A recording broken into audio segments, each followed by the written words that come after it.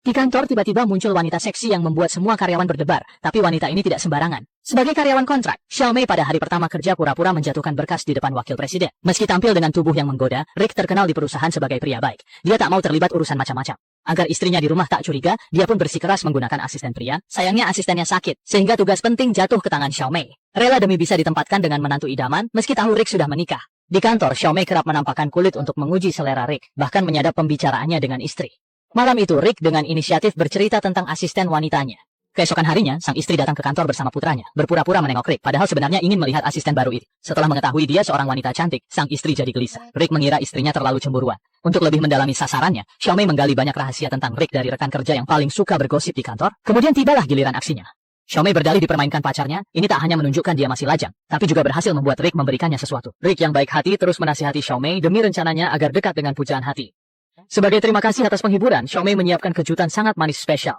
Mempersiapkan musik kesukaannya. Dulu saat masih muda bahagia memang sesederhana itu. Lalu ia menyempatkan diri mengobrol singkat dengan Rick. Tak lama kemudian perusahaan mengadakan outing tim. Sebelum berangkat dia berjanji pada istrinya akan pulang cepat. Namun rencana sering tak sejalan dengan kenyataan, terutama di pesta malam itu. Saat segmen menari, tatapan Xiaomei ingin memakan Rick. Rayuannya dan sinyal perhiasan gila-gilaan. Agar tak menimbulkan masalah, Rick ke toilet lalu pulang. Tapi Xiaomei sama sekali tak berniat melepasnya begitu saja. Lalu dia diam-diam menyelinap ke toilet pria, ingin memperlihatkan semua bakatnya kepada Rick. Saat itu, seorang rekan kerja kebetulan masuk. "Who's there?" Pria menunduk, ternyata kehabisan air juga. Asisten wanita demi menarik wakil presiden nekat memamerkan bakatnya. Rick berbisik serendah mungkin sampai rekan pergi. Seketika Rick menghentikan pertunjukan bakat Xiaomei, ia melanjutkan team building setengah hati, lalu pulang mencegah masalah membesar.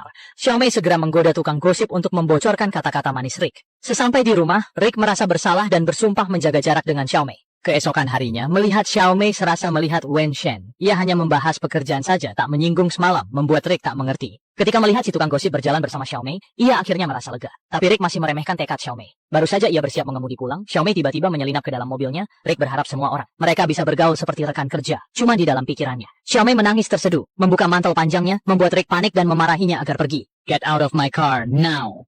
Kegagalan kedua membuat Xiaomei marah. Rick pulang tanpa pikir panjang, ragu mengabari istri. Setiba di rumah, istrinya menyebut adik iparnya berselingkuh. Rick tidak tahu ini sebenarnya apa, tapi akhirnya dia tetap tak bisa mengatakannya. Keesokan harinya dia menceritakannya pada sahabatnya. Namun sahabatnya punya pemahaman berbeda. Ia berpikir, mungkinkah ini hanya omongan Rick? Rick tak sempat berpikir jauh dan langsung menemui kepala HR. Dia mengatakan Xiaomei sudah kembali ke perusahaan lamanya, sehingga Rick pun tak banyak berprasangka padanya. Saat keluar, dia menghela napas lega, suasana hatinya benar-benar membaik.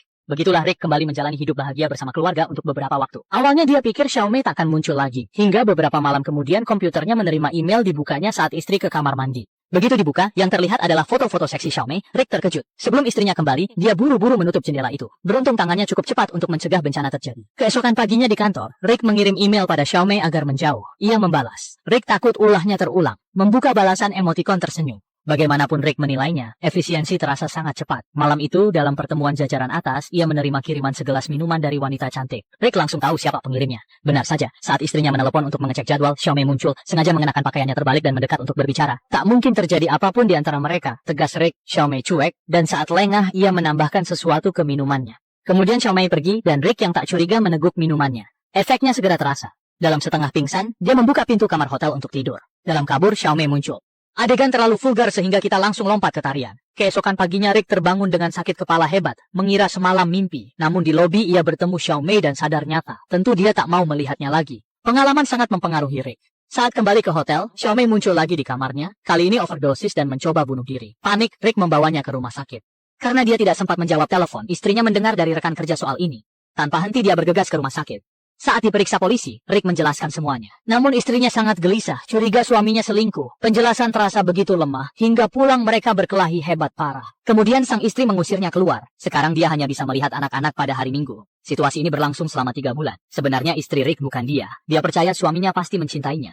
Pada hari ulang tahun Rick, sang istri makan malam bersamanya. Penjelasan Rick masuk akal, baru sang istri tahu, semuanya adalah ulah Xiaomei. Di sisi lain, saat keduanya keluar, Xiaomei malah menemui mereka. Pengasuh menahan asing. Siapakah Xiaomei? Di hadapannya, tak hanya bercerita tentang rumah itu, dia sering menelepon Rick di depan pengasuh. Pura-pura ingin melihat laut. Pengasuh tak curiga, sedangkan Rick dan istrinya terus curhat.